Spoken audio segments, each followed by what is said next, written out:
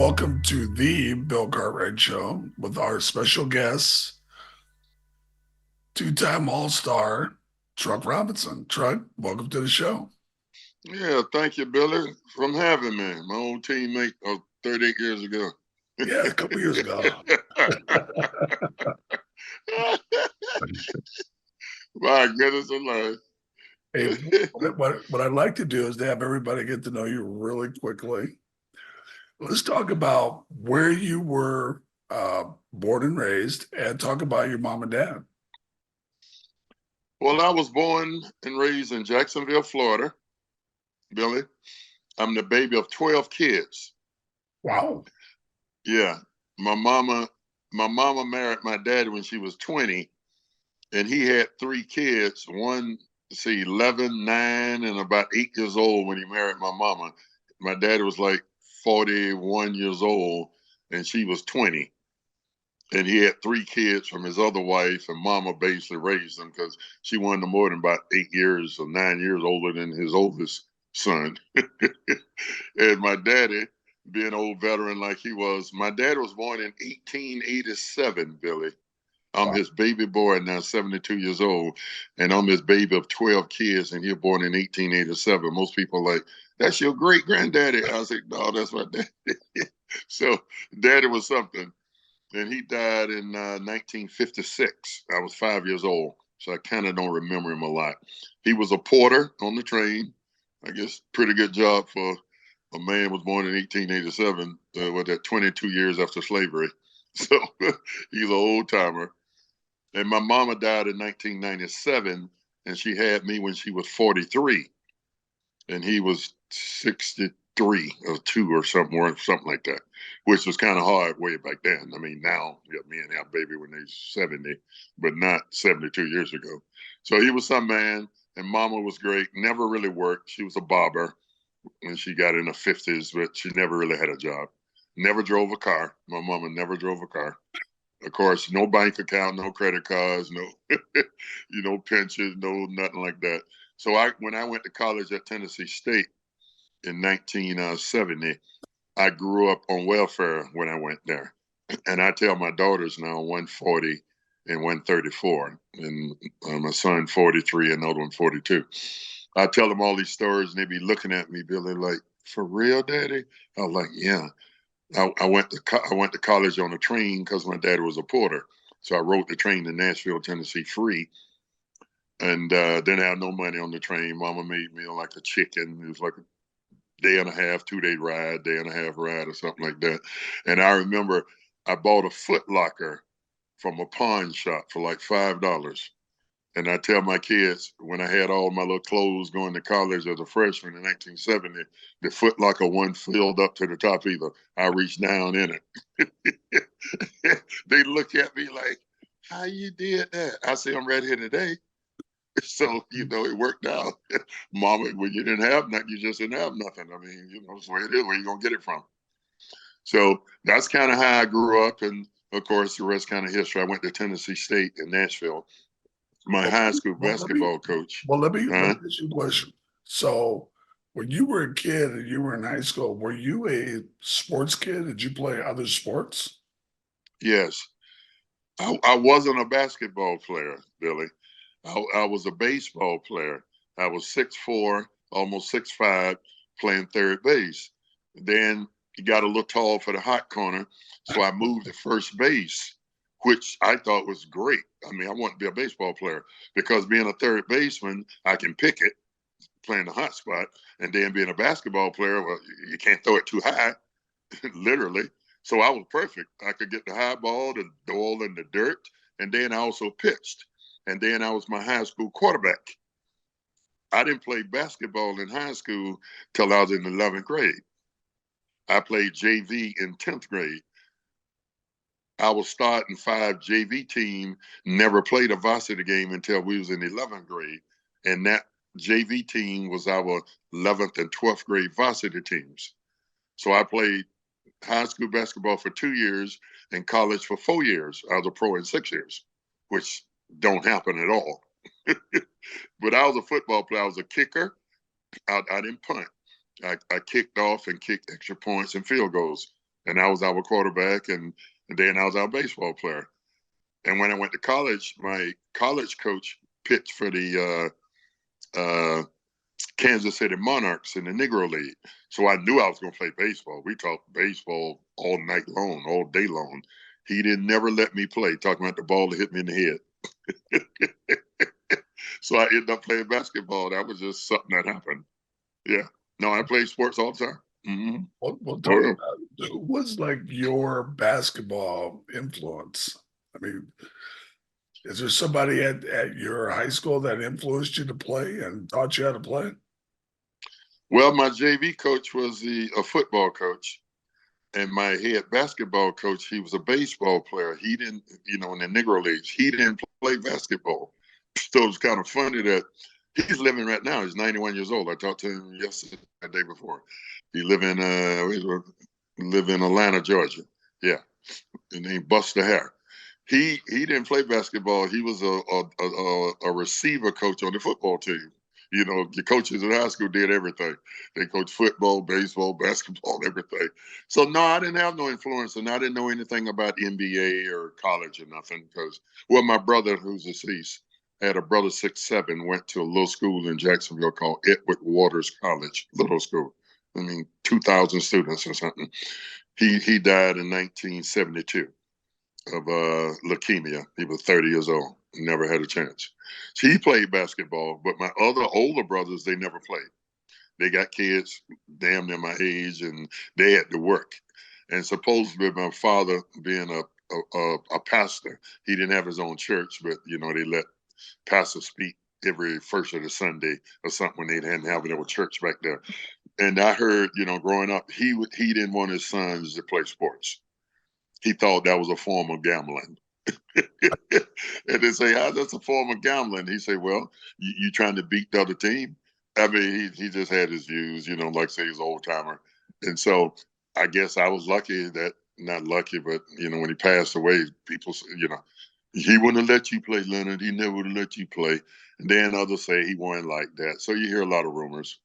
But no, I didn't know any NBA player, because as a boy, they only showed the Knicks, the Boston Celtics, and the Lakers. And they was on delayed.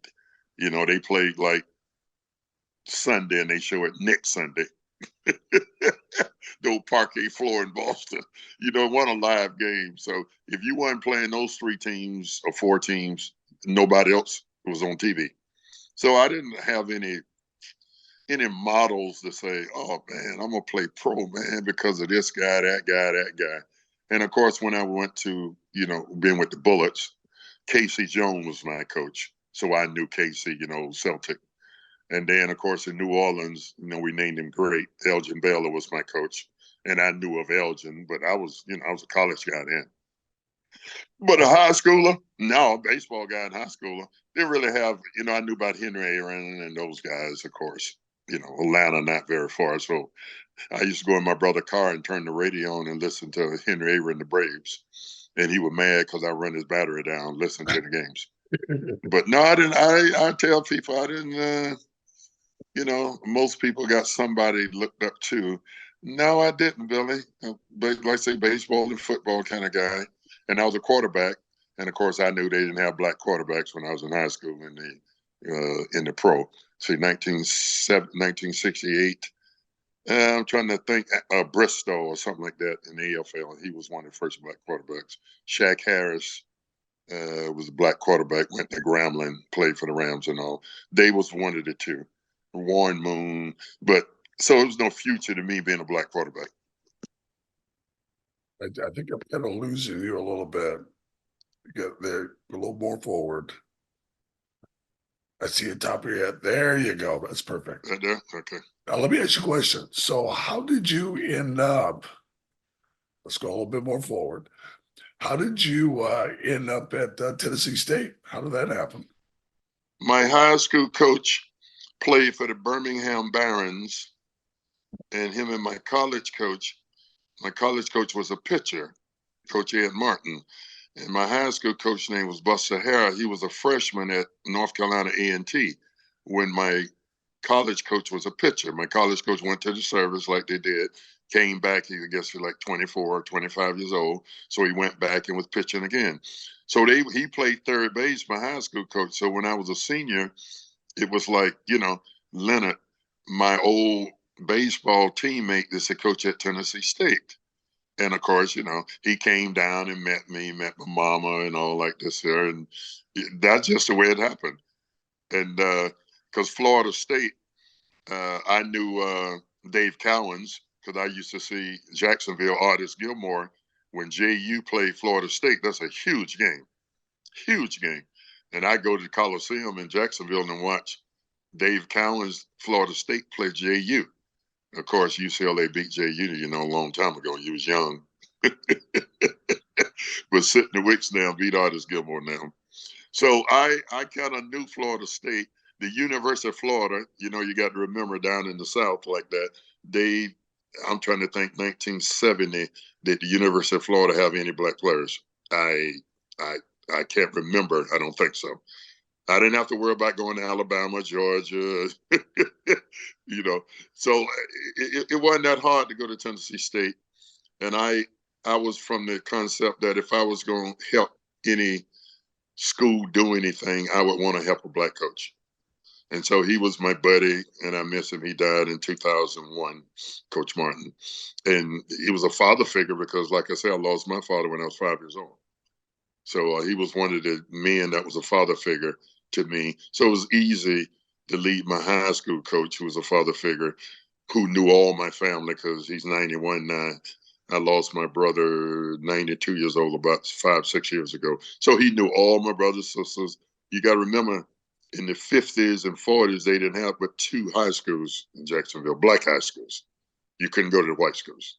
2. Oh, So wow. all of the people in Florida, Jacksonville, that's 85, 90 years old, they went to school together to the 2 black high schools. Then they had the 3rd black high school, the 4th. But when they started out, they only had 2. So everybody know everybody.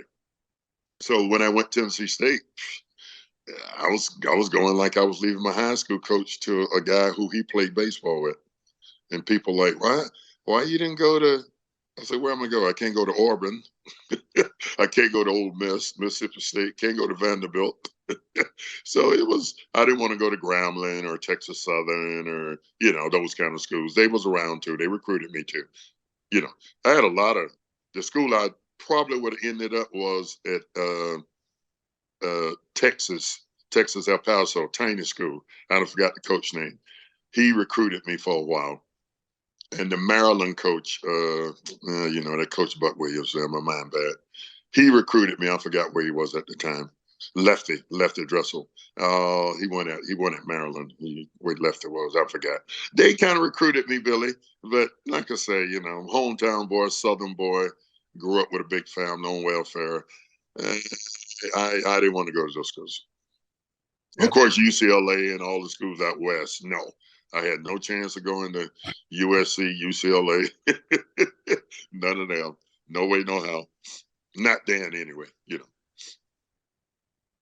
Okay, so you're about to leave Tennessee. Now, you ended up going to Washington. So were you ready for that? Yes, I was. You know, I played in college with Ted the Hound McLean, played in ABA, played in the NBA.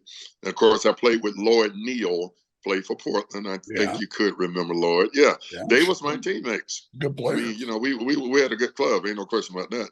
And so playing during the summer against Lloyd, playing with Hound, who used to tell me, you know, when the guard drive, you follow me to the hole. Don't be flaring out for the jumper like they do today.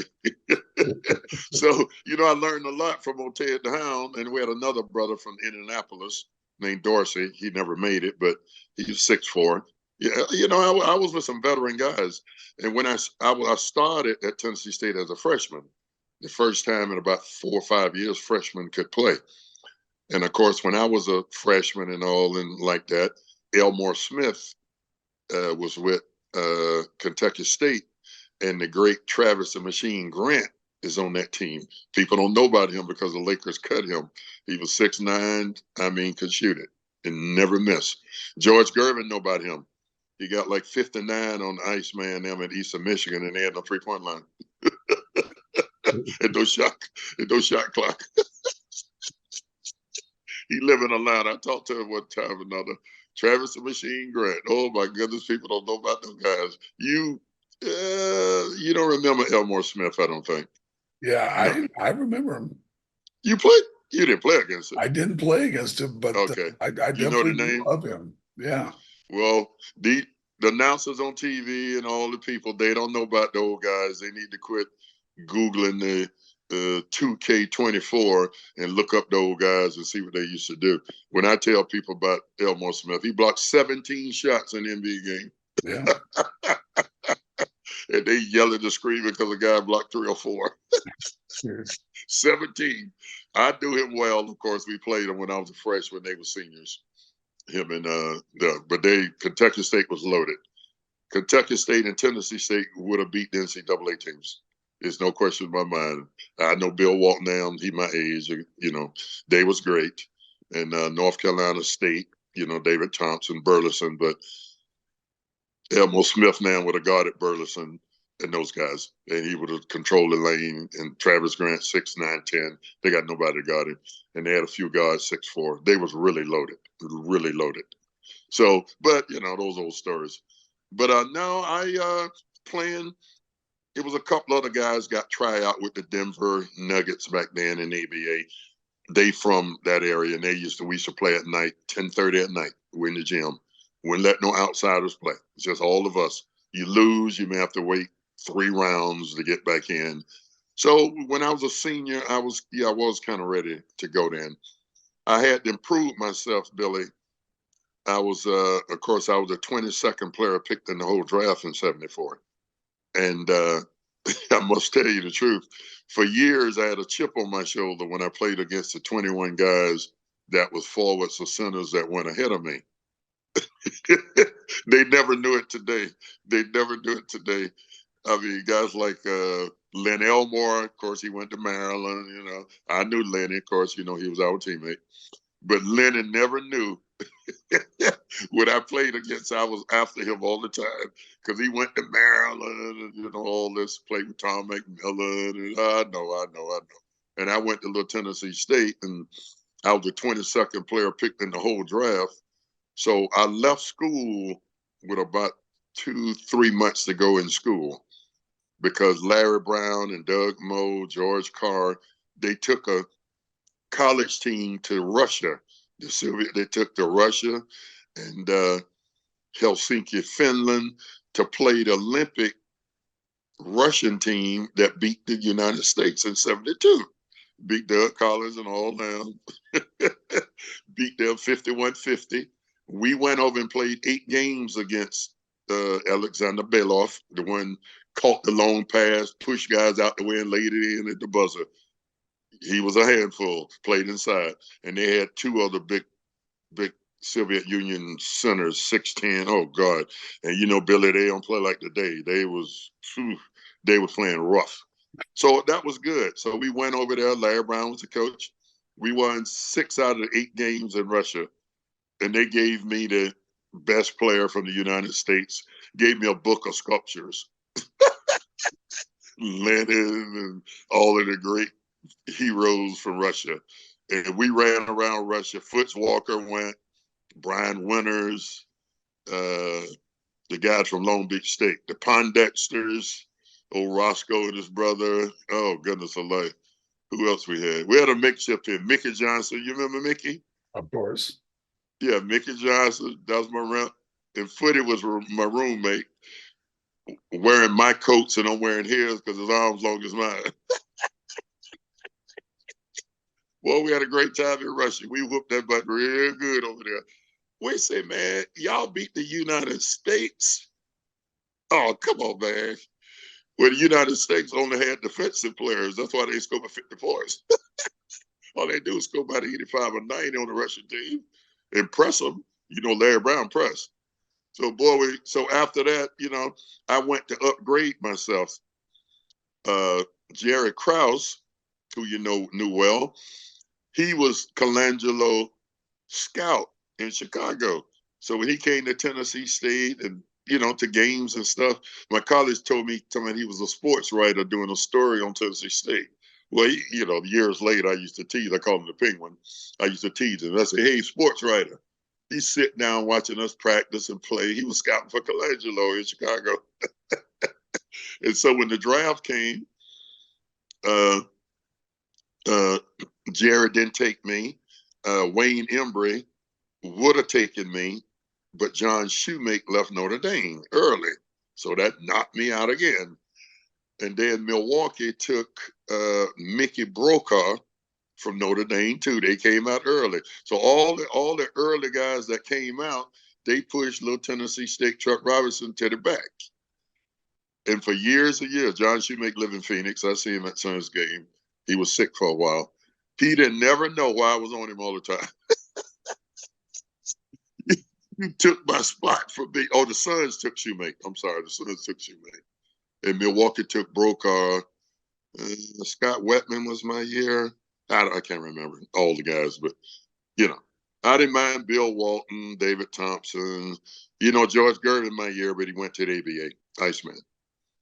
So I just had a chip on my shoulder all the time, and guys never knew it. They just never knew it. Never knew it. So that's kind of how I became a pro, and what happened, in my senior year and junior year and all like that. Nobody out rebounded me when I was a senior except Marvin Bonds at Providence. Not even a rebound, average 17. He averaged 17.5 or 17.6. And I did that 2 years in a row and averaged over 25. And it's like, if I was at UCLA, one of the big schools, averaging 25 and 17, I'd be like the fourth pick in the draft. I didn't mind Walton being the first pick. I think David Thompson was second. I don't know who was third or fourth, but boy, it knocked me way down the line, because I went to Tennessee State. I never regretted that. I'd have gone to Tennessee State again. So I didn't mind. But that's why I went so late, in the draft. But it worked out pretty good, of course. Now you ended up playing for, is this right? 4 different teams or 5 different teams? 5. Washington, Atlanta, New Orleans, yeah. Phoenix, Phoenix, and New York. And of course, that's where we met, in New York. That's right. Well, when I played for Washington, they had the ABA going the same time, the merger. It had merged. So I was San Antonio Spurs' first pick. I mean, yeah, Ice went early because he kicked Ice out of school. He fighting in NCAA down in where it was, Indianapolis or something. He fighting some boy and knocked them all. Ice knocked somebody out. And when they kicked him out the game, we was getting ready to go in the court. One about a minute in the game. So Ice walking by with security. He fighting a guy from named Jay Picola. Went to Roanoke. I'll never forget it. White kid, about 6'7", 6'8". He all in Ice face, trying to guard Ice, all like that, blowing in Ice face. Ice punched him, knocked him out cold. Mm-hmm. And when he coming by, Billy, we looking, they say, what happened? Say, it was a fight. See that guy right there, the security, the skinny guy right there. He knocked that guy out. Jay Picola had both arms on 2 different guys, feet dragging the floor, going to the locker room. Now I'm telling you. And we looking, and the Ice didn't weigh about 170. I say, that guy right there knocked that guy out. So that's how I knew Ice from college. So I'd have been playing with Iceman. But I went to the Bullets because Len Elmore went to the Pacers. He was the Bullets' first pick, Len Elmore, right there in Maryland. So he didn't go to the Bullets. He went to the Pacers. So that moved me up being the Bullets kind of first pick. And then I was the San Antonio Spurs first pick. So I only went to the Bullets because the Spurs offered me the 4-year contract for the same amount of money that Bullets offered me for 3 years. That just that simple.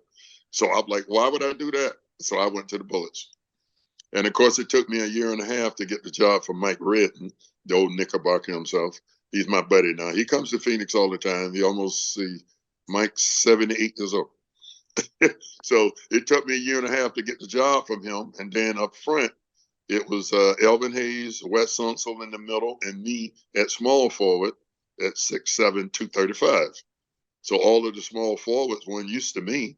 Havlicek or Bobby Dandridge, Jim McMillan. Bobby D, who's my good friend, he tell me now, he say, Truck, me and Jim McMillan used to talk about you. Say, hey man, what we gonna do with that young guy with the bullets? He's trying to hurt us. Well, all the small forwards, they was runners. Bill Bradley, Senator Bradley. I pulled the shoulder out of place one time, trying to hold me. We wrenched the ball out of his hand and bone went through his shoulder. All those 6'5", all them, they just ran the fast break. They didn't guard in the post. They didn't box out. So I was different. They had to box me out. They had to guard me at the post. So we had a good time. Dick Motta was my coach. Came from Chicago. They fired Casey Jones. And so Dick ran, the thing he called the get. I know you know it, but Bob Ludd, Chet Walker, Big Bullwinkle, Sloan, Van Leer, they didn't score about 90 points, but they was a handful. They'll whoop your butt real good. So I didn't mind playing small forward. And then after I had like 40 games to go, I was going to be a restricted free agent. And we drafted Kevin Greavy and Kupchak. Well, Dick Motta wanted me to come off the bench, being a restricted free agent, and give up my job to Kevin Greavy, who was a rookie, won the championship at Kentucky, 5-year guaranteed contract. I'm like, I can't do that. I'm not going to come off the bench. I got to go in. No, you selfish. You blah, blah, blah. Call me what you want. So I left. They traded me to the Hawks. And I played 41 games for the Hawks with Lou Hudson, who's passed away, and John Drew passed away last year. So me, Lou Hudson, and Drew, oh boy, did we have a field day. And Armand Hill, he was the guard because Tommy Henderson went to Washington when I went to Atlanta. So I played for Hubert twice. I don't know you know that. That's why when Hubert wanted me to come to New York, I didn't mind, Billy, because, he took care of me, got me away from Washington with E. West, Phil Chenier, Kevin Porter. Anybody can play with them. So I got to show you I can play without them. So but me and John Drew, at the time, we formed the number one small forward, big forward combination in the whole NBA. Ahead of Doc, McGinnis, I don't care who you name. Me and Drew gave him a ton, and Drew could play. I mean, flat play. So I had a good time. I wanted to stay down there. My first wife from Atlanta, and I went to school in Nashville, so in Jacksonville, 6 hours away. I'm good. Ted Turner was on her. But when it came contract time, Ted Turner, chief of staff guy named Mike Storin, he was the ABA commissioner. People don't know that.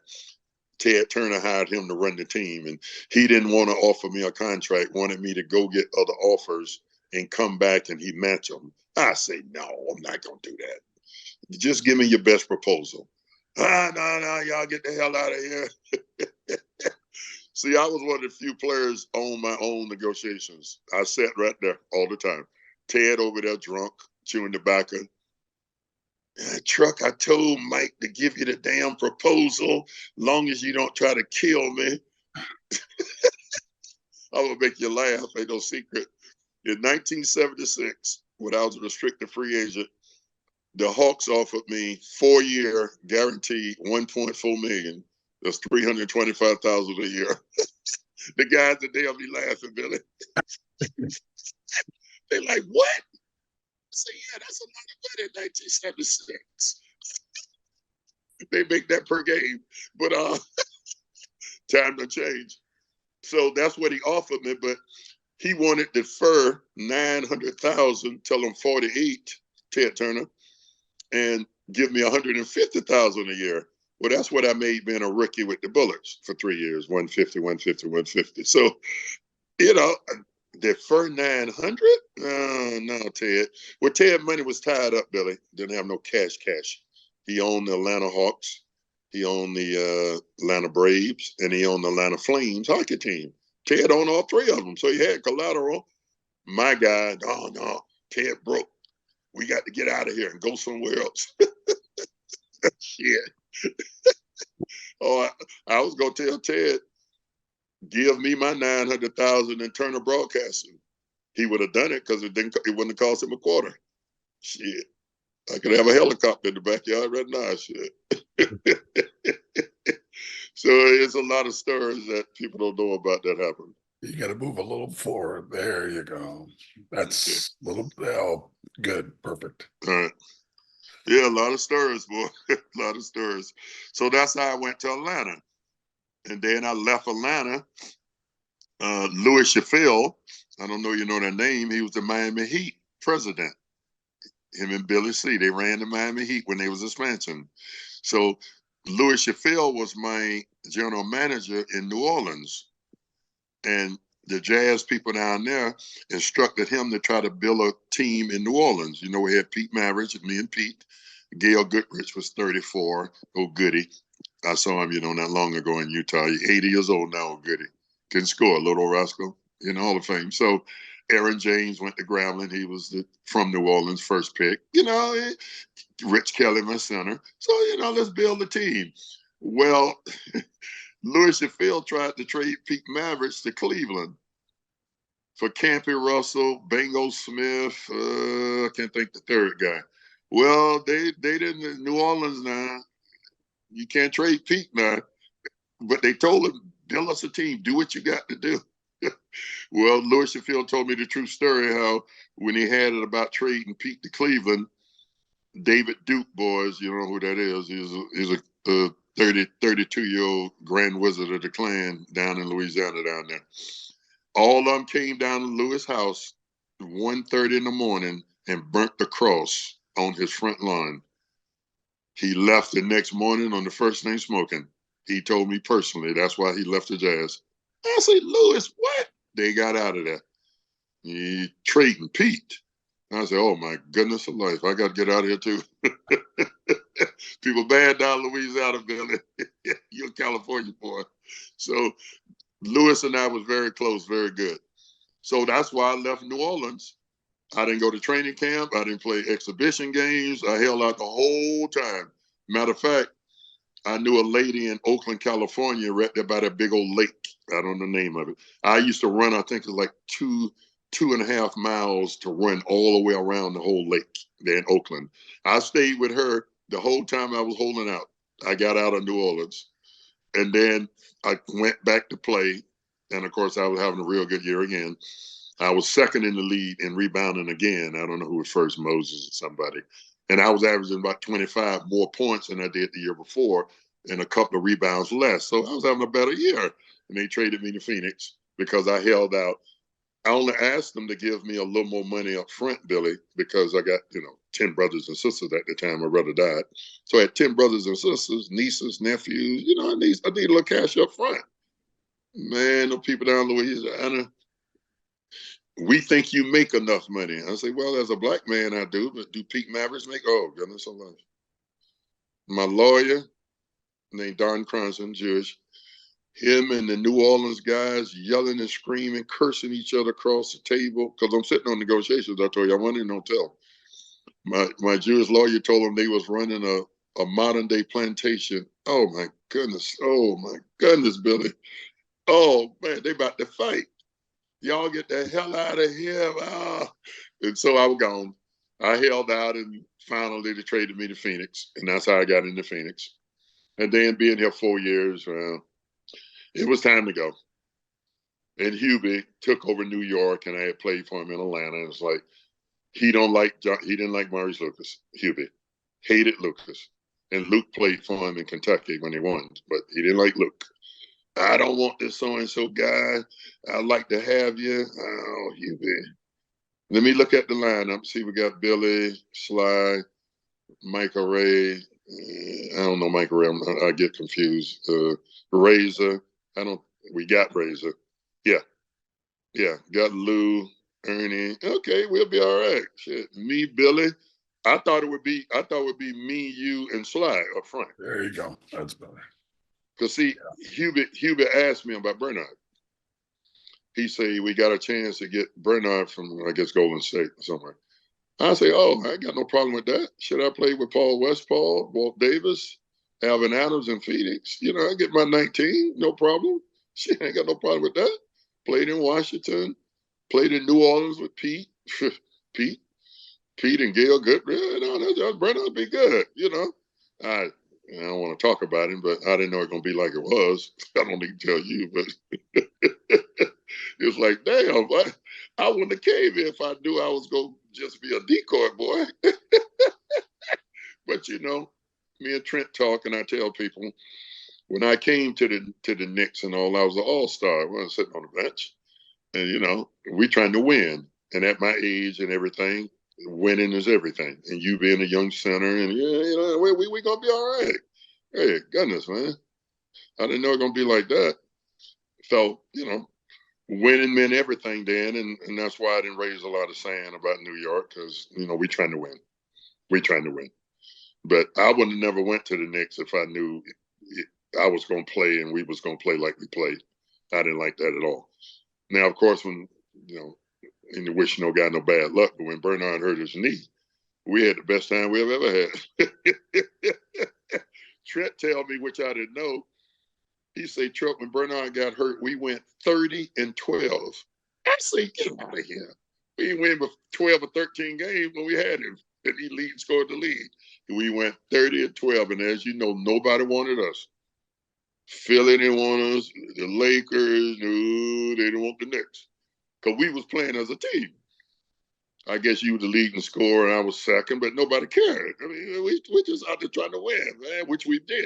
And we was a handful. Went through Texas, and nobody went through Texas and won that. No. Shit, beat San Antonio, Dallas, Houston, just ran through Texas. So, that's the way I thought we were going to play when we got Bernard. But, things the way it is. It's the way it is.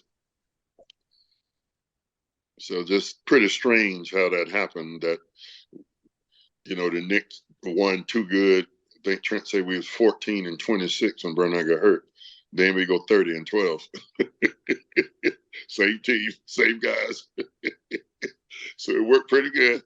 Worked pretty well. I don't think we gave people a handful. It should have beat Boston. No question about it. They scared to death. Playoff 7 games. Scared to death.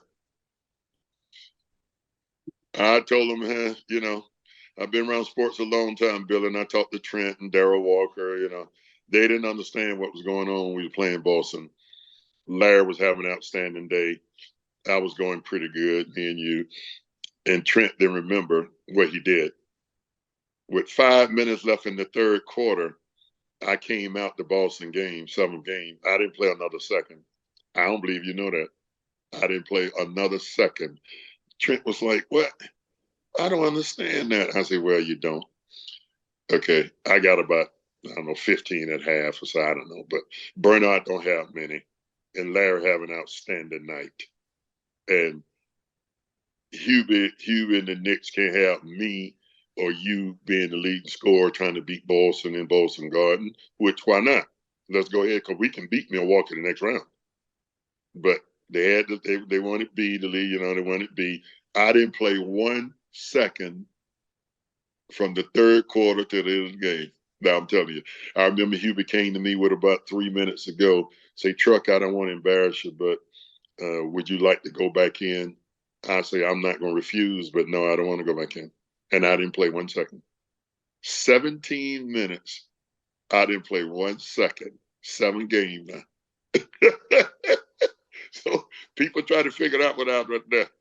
I already know. I knew what was going on. That didn't make any sense. Didn't make any sense at all. But to be honest, I'm glad all that's over with, Billy. I don't regret none of it, but I when people ask me, Chuck, you shoot for what? I shoot with my grandson. He's 16, 6'4", 5. Play right here at a little private school. He's too big, 230 pounds, can't run, jump, nothing. He won't lose weight. And my nephew, 16, he come here every summer. The only time I look at a basketball. Yeah. So let me ask you a question. So when you left the Knicks, how did you know you were done playing? How did you know? Well, to refresh your mind, we play in Houston. You guard and Elijah won. and your 33-year-old power forward, 6'7", guarding Ralph Sampson. Okay, 7'4". Rodney McCray, playing small forward, 6'9". John Lucas, point guard.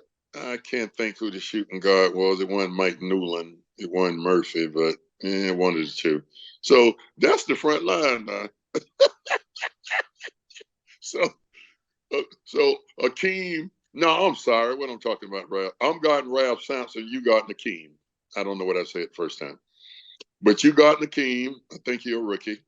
I got Ralph Sampson and Bernard. Bernard playing? Yeah, I guess he playing. He guarding Rodney McCray.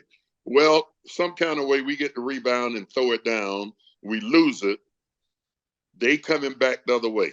Lucas in the middle, Elijah Wan on his left side, Rodney McCray on his right side. 33-year-old 6'7" guy back. I make Lucas pass it, which I got to do. He may throw it away. You got to make him pass it. He throw it to Akeem. I kind of step over. Akeem got it behind his neck. Gonna dunk it. Pull the whole rim down. Well, I'm 33. I kind of immediately move out the way.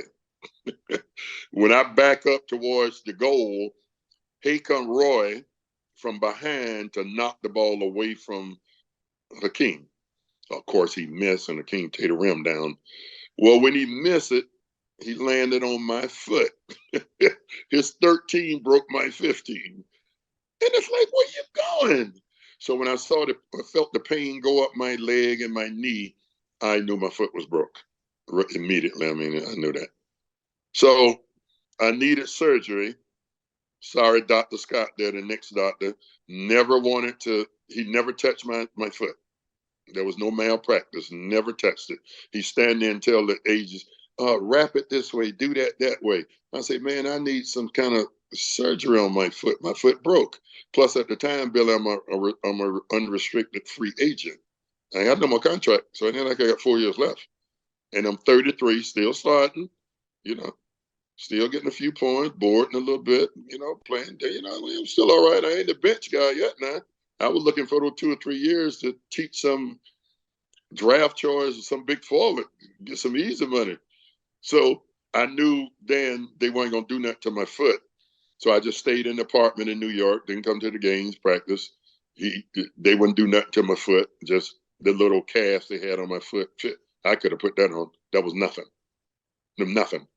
So after the season was over, I was a free agent, of course. Then I got my foot operated on. Then right now I've had 3 surgeries on the same area that Roy broke my foot.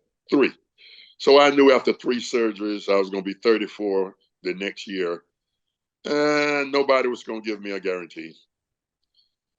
Don Cronson, my lawyer, was like, well, a few teams want you to come for tryout. They want to take a look. No, they don't look for that. They don't look for I'm not going for no tryout. No. Well, teams overseas, I'm not leaving my family. I'm not going overseas. So I knew then it was over. I never tried to come back with a broke foot. I say if somebody give me a 1-year guarantee, I'll come play. But I'm not going to come for a tryout. I'm not going to camp for a tryout. So I knew then, Bill, it was over. Little boy from the South, grew up on welfare. It's okay. It's okay. I'm just like that. I wasn't going to do it. Some guys would have did it. I wasn't going to do it. I wasn't going to do it. So I knew it was over. And I never tried to play again. Never tried to. My foot right now, I wouldn't be able, well, I'm 72, but I wouldn't be able to play. My foot never really got well. I think if the Knicks would have let me get the little quick surgery, I probably could have came back and played. I think Houston was our 3rd game of the season or something like that. Hey, talk about how did you get into coaching? Well, Billy, I wanted to coach for a long time. I asked quite a few guys I knew personally about hiring me and talking to other coaches they knew about hiring me. My first opportunity would have been with Mike Fratello in Cleveland, with Brad Daugherty, Larry Nance, Mark Price. And Mike Fratello did hire me. And when I went there, Wayne Embry from way back, because I used to be on him about, you didn't draft me, you took me. So we didn't get along too well. So I never coached for Cleveland with Mike Fratello. Never did. So then I knew Elgin with the Clippers. Of course, I played for him in New Orleans. He was the GM with the Clippers, and called Elgin every year. They had a new coach. Hey, great. We called him Great. Say, great. What? You going to let me coach, man? I played my heart out for you. You know, I on average 43 minutes a game, Billy, in New Orleans. I said, great. I'm trying to play my heart out for you. Tired, hurt, sick, playing bad, playing good. Let me come down and coach the front court boys, man. Oh, Chuck, man, I never coach. Darrell Walker, our teammate coaching, but he took over interim coach somewhere in Canada, Toronto, I don't know where it was. You know, I call him Willie, you know, Willie, you going I'm just standing up for you and Trent with Hubie every day, not because of that, but hey, let me come down and coach the boys, Willie. Oh, Truck, whatever. I ain't mad at Willie now. I was for a while. I let all that go. And then when Paul Westphal, who, of course, my teammate in Phoenix and in New York, is like, Wesley, let me come coach the boys in Sacramento for you now. You know, I'm doing a good job for you. And if I don't, send me back home. I mean, you know, I understand. No, Truck, I ain't worried about sending you home. Well, he did. And, of course, I'm home in Phoenix now because I coach Cousin. He only had 8 coaches or 9 coaches. Get everybody fired. Everybody, that not only just the head coach, the sisters, everybody. And I don't want to talk bad, but he the worst young guy I've ever been around, ever known, easily. Couldn't talk to him, talk back to you. Oh, God. I'm trying to coach him in practice. He mad at me, raring all up. Somebody he'll whoop me. They grabbing him. What y'all grabbing him for? He's not gonna bother me. What are y'all doing? That boy just bluffing. Paul talking about finding him $250 if he don't apologize. I'm sorry, Coach Truck. Well, you know, I cursed him out. Sorry for what? I'm not cursing you, calling your names. I'm trying to coach you, man. He just was a terrible kid. Calipari told us not to draft him. It was my fault. I told Paul, I said, no, Paul, let me handle him. I got him. Let me handle him. So when we drafted him, Paul said, you got your guy. Oh, my goodness. What mistake I made. So after 2 years, Gavin Maloof, the Kings owner, trying to be one of the boys in the locker room, because all the players got his cell number. I ain't never had my owner's cell number. He calling Gavin Maloof, the owner, telling him he don't want me to coach him no more. I'm too hard on him, too negative, working too hard. He don't have no legs left. What? 287 pounds, 19 years old. Don't want to work. Paul, well, Truck. You know, I tell him, say, big fella, we practice at 11:30. Be here like 10 minutes to 11. We going to go down and get a little 20 minutes, a little work. Shit, he come in a quarter after 11. I can't do nothing to it, Billy. I said, big fella, I said 10 to 11. What? I went to breakfast. Just Paul come by. He kind of hard to get through to. I said, you know what? I'll suspend him 5 games if I told him to be here and he didn't show up. Well, Chuck, I don't want to take his money, but try to be more positive. Great goodness. What? I'm not going to take my pants down. What? More positive? Damn, Paul.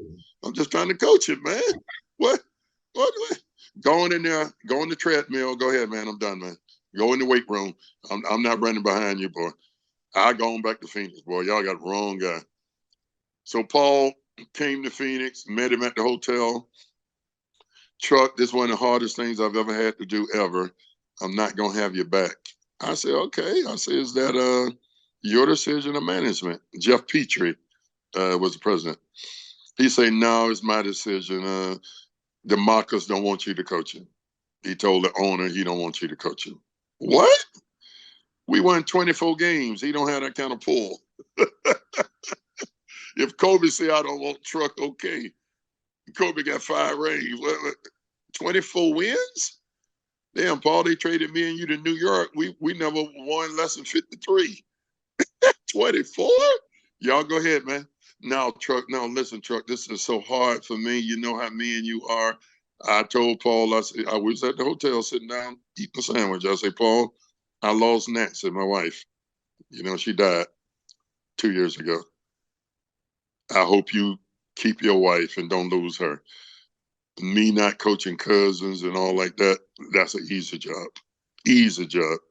I lost my wife, boy. Just easy. So y'all go ahead. Good luck to you, big fella. No, Truck. I was going out the door. 7 games the next year, he got fired. For some reason, he thought Cuz was going to go to the owners and, I want Paul. No, he wasn't. No, he wasn't. He didn't want nobody to coach him. That's why he left Calipari. He was glad when he left Kentucky. So he's just a bad kid, you know, at the time. I don't know what's wrong with him.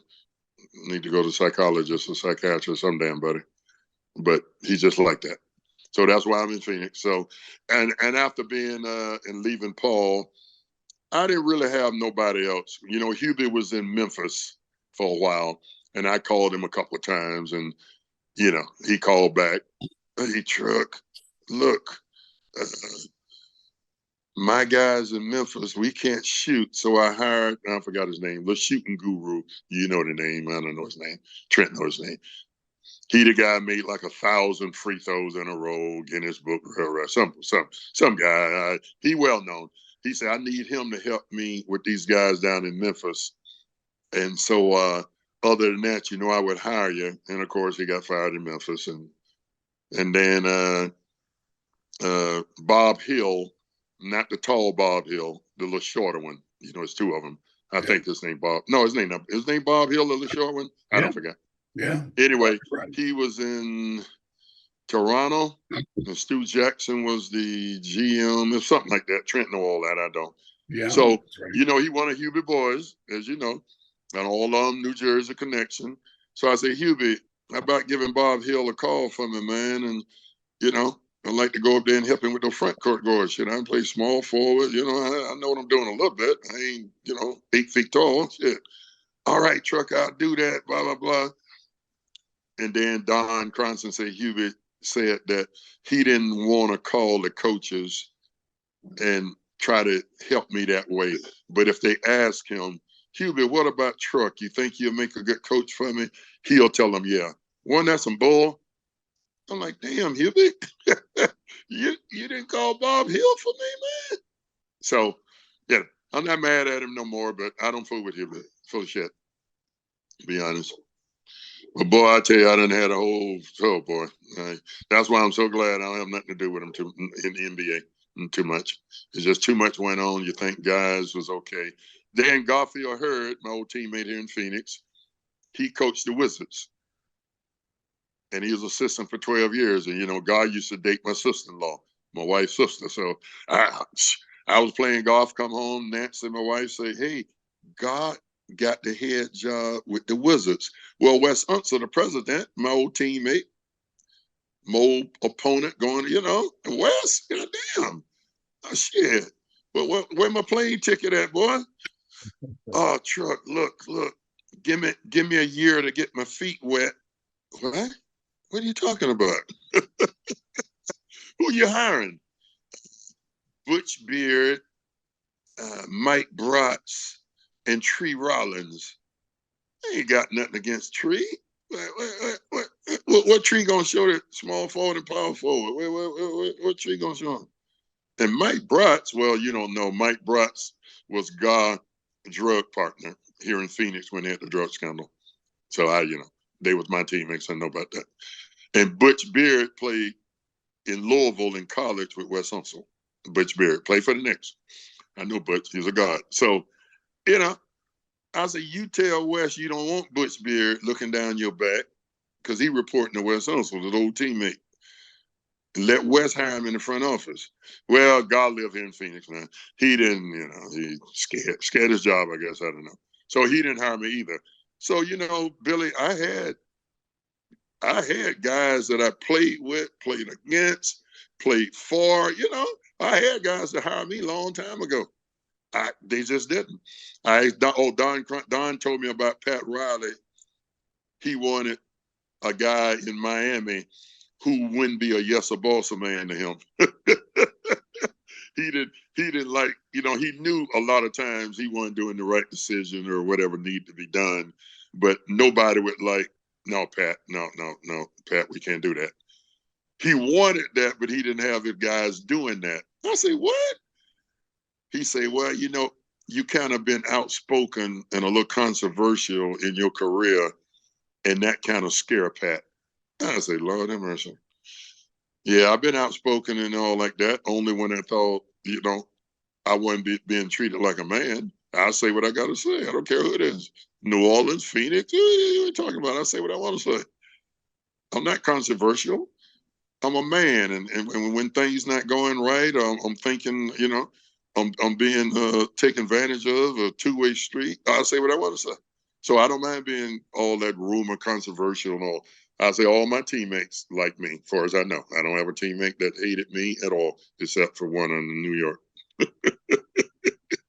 He didn't hate me, but he didn't like me when I made the comment that I think some writers asked us about, you know, playing with Bernard and what we're going to do. And the only thing I said was, I said, well, Hubie, and we need to keep everybody kind of sharp.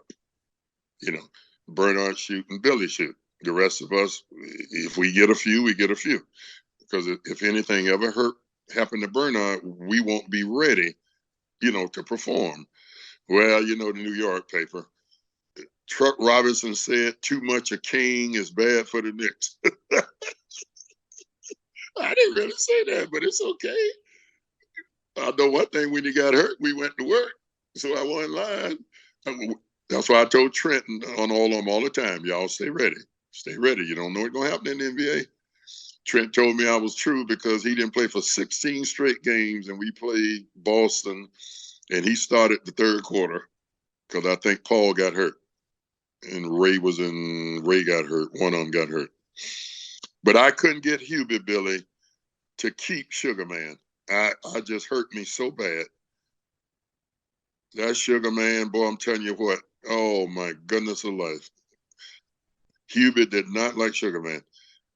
I say, Hubie, I mean, we playing a couple of preseason games, I don't know who. And you know how crazy Sugar Man was. He said, Truck. Whoever got you trying to back you down, don't worry. I grow my fingernails on purpose long so I can scratch the hell out of him and steal the ball. And you know Sugar can steal it. He can board, go to the hole. He gonna give me and you passes down the lane. You know that Sugar Man wasn't selfish. And Hubie, he never played a second with us. Unbelievable. You can't do that, man. Put your pride down. Let's try to win. But I love Sugar Man. You know, he stuttered. I come down there. See my fingernails? And he had the hardest fingernails I've ever felt. They were like stone. Scratch the hell out you. Oh, yeah. Boy, I'll tell you what, stories and careers, people just don't understand. But everything worked for you, big fella. Shit, left the Knicks, and they brought in Patrick, and well, you got 3 rings or 2? 3, ain't it? Well, I got 3 playing and 2 coaching. All right. Well, talk to me about your family, your kids. Okay. Well, Nancy and I, next month will be 15 years since Nancy passed away of pancreatic cancer. And our daughter, 40 years old, named Alicia, she went to USC. She's 6'2". She was an outside hitter with the Trojans. They won 2 straight national championships, 2002, 2003. They lost to Minnesota in the semifinals in the national, going for 3 in a row, and Stanford won. And she got a almost 5-month-old son now. Roscoe gonna be 6'9". Her husband 6'3". And my baby girl for me and Nancy is 34. She don't have any kids and she's not married. Little Leonard, who you saw at least once or something, he live in LA. His mama died 2 years ago of liver cancer. It's little Sandra, 4'10". He'll be 44 in March 8th. He got a 13-year-old daughter. And my son, who you never saw, 6'6", he went to the University of Arizona. He's not Nance and I son. He he got 6 kids, and he got a 16-year-old son who play at the private school here that he assistant coach basketball, and he teaches at the private school. So they doing pretty good. They're doing pretty good. And I got a 2-year-old grandson that they named Robinson after me, his first name. 2 years old, little rascal.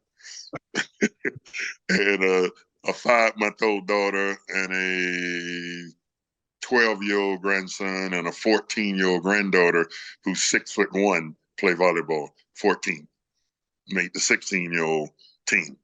So she gonna be 6'3", 3'2". So I see them and everything going good with them, and I got 8 of them now. So I'm pretty happy about them. And the little ones, they let me hold them, and then they start crying a little bit because my voice and my beard and all. But the other ones, 14, 16, oh, they're great. They're great. My 16-year-old grandson, he in 10th grade, played varsity, and my son said the other day he was a non-factor, took no shots, not aggressive, tentative. And I like, well, I'll talk to him if you want me to, but during the summer, my grandson won't let me work with him because I don't want to let him shoot threes. I told him he can practice threes on his own. We're not going to practice threes. So when my nephew up here during the summer, and we over at the school working, they got 2 gyms, my grandson never come in the other gym to work with me, ever. And I know why. It's okay. I won't let him shoot threes. He's 6'5", 230, and he want to play outside. And he can't run, he can't jump. I understand that. We know a lot of guys can run and jump. And he can't board. His mama sit up there with me, and Len, he can't jump, he can't run, he don't know how to rebound. I don't say nothing because I knew a little bit about that, just a little, not a lot. And if he don't want to come for no work, that's fine.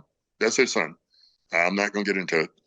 So when my son told me the other day how tentative he was, he's not aggressive, he passive, he this and that, I say, well, keep working with him. My son named Mike. I say, keep working with him, Mike. Stay on him all the time. Fine with me.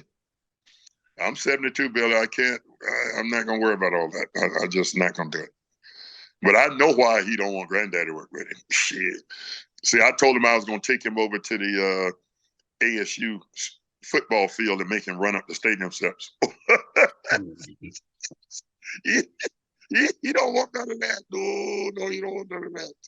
But that's what he needs. He got his mama body and legs, little heavy legs, a little pudgy. And I know exactly what's wrong with him. He don't want no work. Well, okay. So those my kids, and all of them doing pretty good. My 40-year-old, she's a Herbalife, the vitamins and shakes. She's a Herbalife lady for, I don't know, 12 years now, something like that. And, the Herbalife family like her. She black and mixed, so she like that. And she does that. She own a shake shop. You go in and buy the protein shakes and all different kind. I'm going over today and having a shake. And my baby girl, she braids hair. You don't have to have a license in Arizona to braid hair. And she does it because, Billy, she can't work from 8 to 4, 8 to 5. She'll get fired. She won't wake up to be on time. So Lindsay, her name Lindsay, 34. She wants the easiest thing she can find to do. I don't even tell you. Well, you got 3, right? Yeah, I got 4 kids. 4? Damn, Billy. 4 kids, 8 grandkids, just like him. Yeah. Yeah, just staying busy. Now in New York, you only had the 2 boys, right? Or 1? Yeah, 2. Yeah, 2. So when you left, you had 2 more. See, I don't know about them. Were they 2 boys, all boys or girls or what? Well, 3 boys and my daughter. Daughter the baby? Yes. Y'all had 2 more, baby? No, I didn't know that. I thought 3, but I didn't know 4. So the baby girl, how old, Billy? She's got to be, 37, I think. 37. She's in Chicago. Billy? She lives in Chicago? Yeah. Wait. They went to school in Chicago too? Yeah, all of them went to college, high school Yeah. and college in Chicago. My Oh, daughter was okay. the last one. My daughter played basketball at Northwestern. What? Get out of here. All right. How tall she is, Billy? She's about 5'11". The point guard. Oh man. And where the boys live? Uh, Two of them are still in Chicago. Okay. They're all working. And I have one son here in Sacramento, and he has two boys. He works for SMUD. Okay. Damn, Billy. So he came to sack with you. Huh? Yeah, he's smart. He wants to get out of the snow. Oh, no, I heard that now. Yeah. And three in Chicago, two boys and the girl. Yeah. They ain't going nowhere, huh? I don't think so. That's their home. That's what they're Well, I accustomed know. to. Yeah, born and raised. And yeah. Yeah. So Damn, Billy. Hey, they're goodness alive. yeah. I did not know that. Well, I wouldn't know that. No, I wouldn't know that. Yeah. I And don't, I don't guess. let me say this is that, and then we're gonna wrap this up, is that I've always appreciated you because I learned from you when I was in New York, and I don't know if you're aware of this, but you really taught me a lot. Taught me about players. For one thing, you taught me how to guard because I couldn't guard anybody. I could score, but I Uh-huh. couldn't guard anybody. But I learned a lot from you, and I've always appreciated, the fact that you took the time to to show me how to guard, show me how to use your body or your form that you can use back then. Yeah. I call that the wood, Yeah. Yeah. So I always appreciated that, and always remember that because Well, Bill, I appreciate that, man, an awful lot. well, Chuck, thank you so much for You being take on. care. Okay, Bill, I'm glad you had me on, man. I told you a lot of long stories, No, it was great. It but was I'm full great. of stories. Yeah. Well, let's see if we can, maybe I Yeah, can I get got your number, big guy. I'm going to check on you time to time. awesome.